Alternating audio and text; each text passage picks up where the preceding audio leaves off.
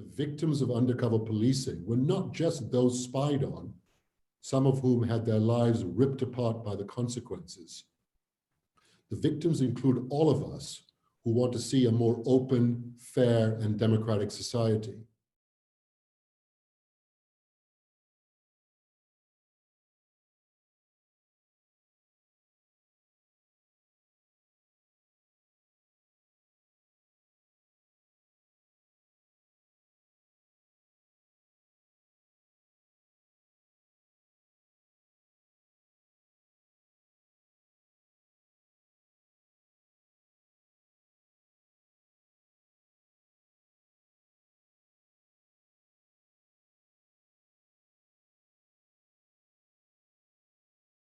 We reject the suggestion, as far as those targeted by the SDS are concerned, that the preponderance of the violence was inflicted by protesters on the police, as opposed to vice versa.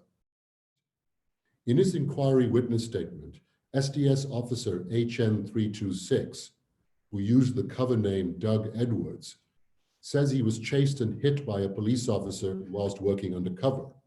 To quote him directly, "The police would see you with long hair and a beard, so you got clobbered." Let's not forget that the two fatalities during this period, namely Kevin Gately and Blair Peach, were both protesters who were killed by the police.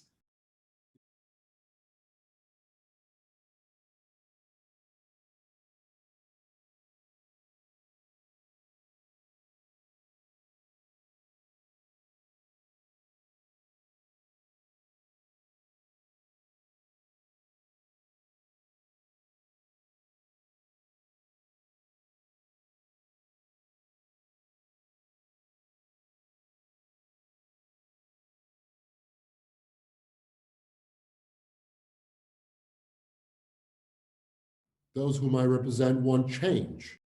And by change, I mean change for the better, not change that in fact strengthens the hand of the secret state.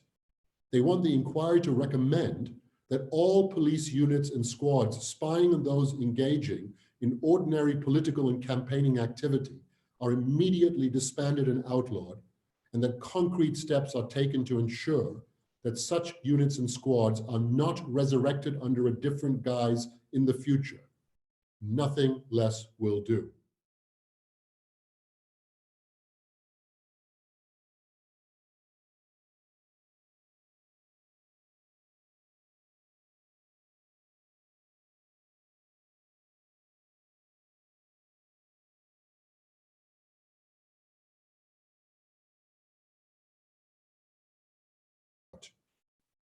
What is frightening when one reads the disclosure recently provided by the inquiry about the early activities of the SDS is the fact that nobody in policing or in government seemed to have the slightest concern about the legality or the morality of what police spies were doing.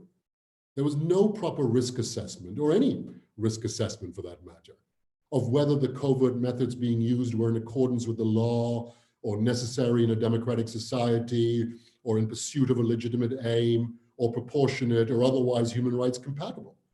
There were no safeguards to guard against the risk of abuse of discretionary power. It was all sanctioned with a nod and a wink. It did not matter that those being spied on were neither criminals nor even tangentially implicated in criminal activity.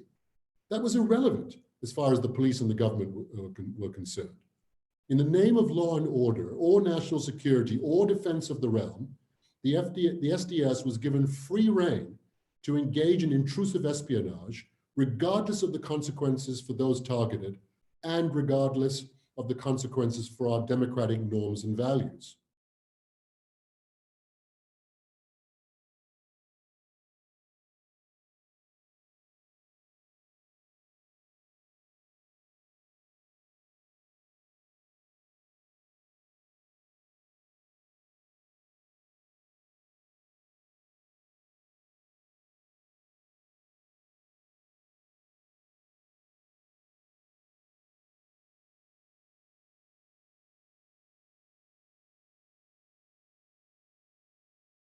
SDS had a clear political orientation on the right of the political spectrum.